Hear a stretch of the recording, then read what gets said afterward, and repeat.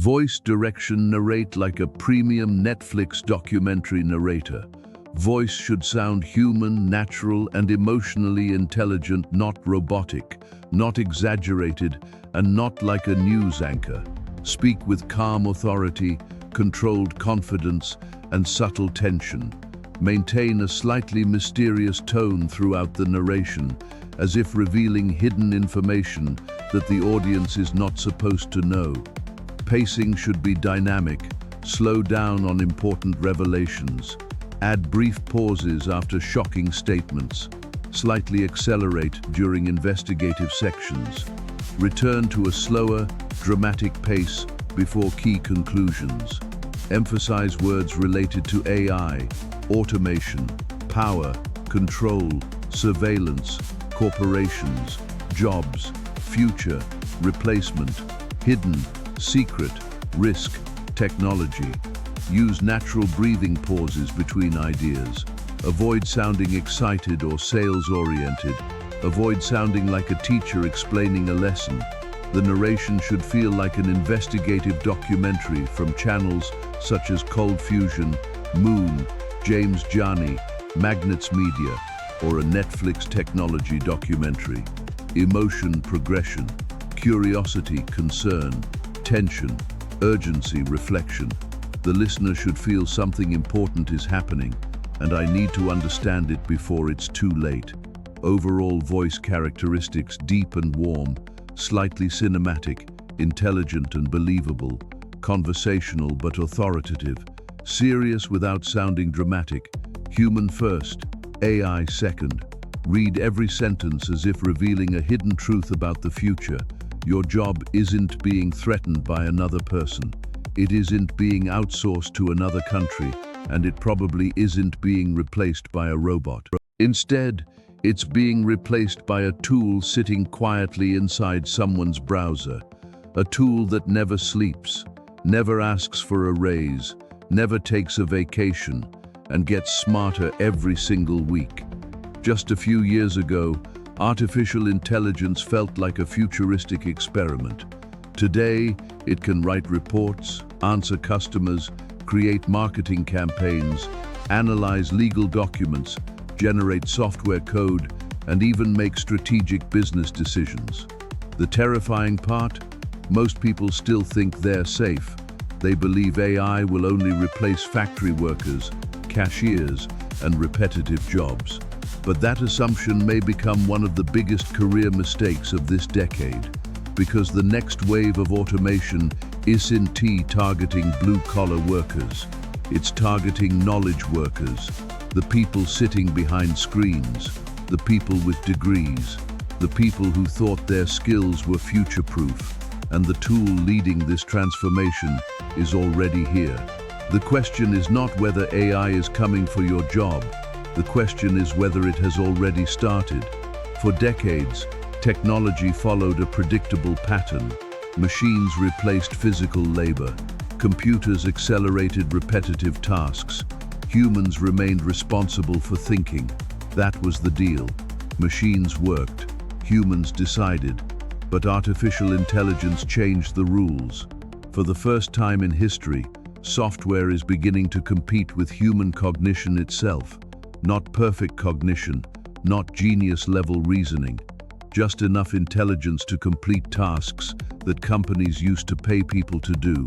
And that's all businesses really care about: efficiency, speed, cost. Imagine you're a CEO. You have two options: hire 10 employees or subscribe to an AI platform capable of doing a large percentage of their work for a fraction of the cost. Which option do you choose? That question is being asked inside boardrooms across America right now, and increasingly, the answer is becoming obvious. The transformation began quietly. Companies didn't announce massive AI takeovers. They didn't hold press conferences. Instead, they started experimenting. One department here, one process there, one employee replaced by software, then another, then another. Customer support teams began deploying AI chat systems capable of handling thousands of conversations simultaneously. Marketing departments started generating content in minutes instead of days. Software companies discovered AI could write significant portions of code. Financial firms found AI could analyze documents faster than entire teams of analysts. What started as an experiment quickly became a competitive advantage, and competitive advantages don't stay optional for long. When one company reduces costs using AI, competitors must follow. Otherwise, they risk falling behind. This creates a chain reaction, a technological arms race, a race that no company can afford to lose. Suddenly, the question changes. It's no longer should we use AI, it's how much of our workforce can AI replace. That's when things become uncomfortable, because the answer keeps increasing every month, every update, every new model. Most people imagine AI as a futuristic robot, but the real disruption isn't physical, it's digital. The most dangerous tool isn't walking around factories, it's sitting inside laptops, large language models, AI systems capable of understanding, generating, summarizing, and manipulating information. Information is the raw material of modern work.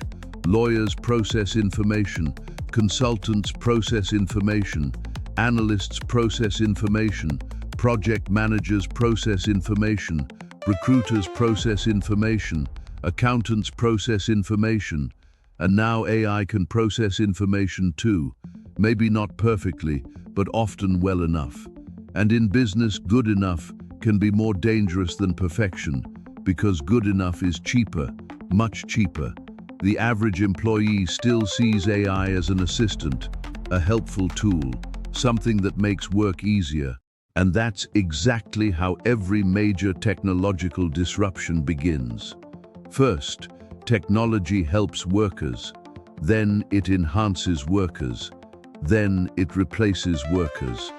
The same pattern has repeated throughout history, but this time, the timeline is moving faster, far faster.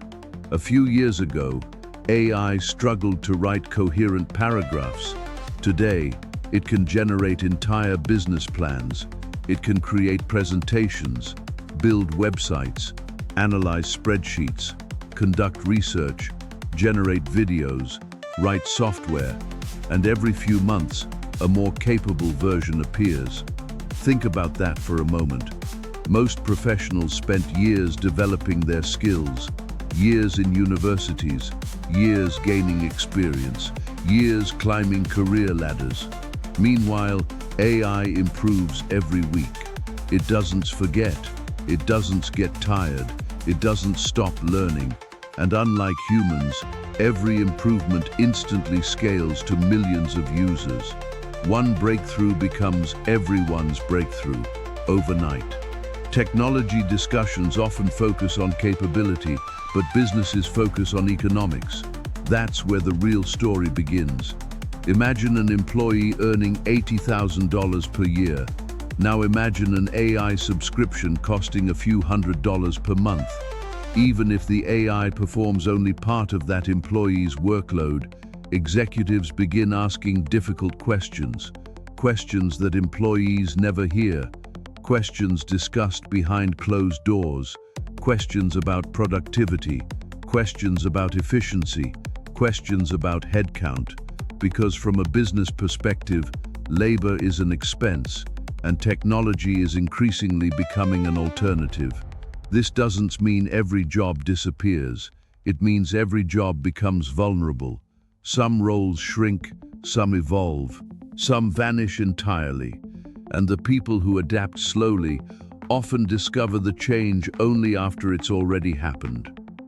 For years, society divided workers into two groups: highly skilled workers and everyone else. AI may create an entirely different division: people who know how to leverage AI and people who don't. This distinction could become more important than education, more important than experience, more important than credentials, because in an AI-driven economy, productivity becomes amplified. One individual using advanced AI tools may outperform entire teams that refuse to adapt, not because they're smarter, but because they're operating with leverage. The same way machines amplified physical strength during the Industrial Revolution, AI is amplifying cognitive power, and history shows what happens when leverage enters the system. The gap widens fast. Whenever a technological revolution occurs, somebody wins, somebody loses, and somebody doesn't realize the game changed until it's too late. The biggest winners may not be workers, they may not even be consumers. The biggest winners are often the companies building the infrastructure, the platforms, the cloud providers, the AI developers, the corporations controlling the data, because every AI interaction generates value, every prompt, every query, every automated task. The more businesses depend on AI, the more power concentrates in the hands of a few technology giants. And history suggests concentrated power rarely remains neutral. It shapes markets, influences behavior, and determines who benefits from the future. Here is the most important discovery. AI is NT, replacing jobs because it's smarter than humans. It's replacing jobs because companies don't need AI to be smarter than humans. They only need it to be cheaper. That's the secret most people miss. The competition is NT between you and a perfect machine. The competition is between your salary and a software subscription, between your workload and an automated workflow, between your value and your replacement cost. And that changes everything. Because suddenly the question isn't whether AI can do your entire job. The question is whether it can do enough of your job. Enough to reduce hiring, enough to eliminate positions, enough to change the economics. And in many industries, that threshold has already been crossed. The most dangerous assumption of the AI era is believing the future will arrive with a warning. It won't. Most disruptions never announce themselves. They arrive quietly.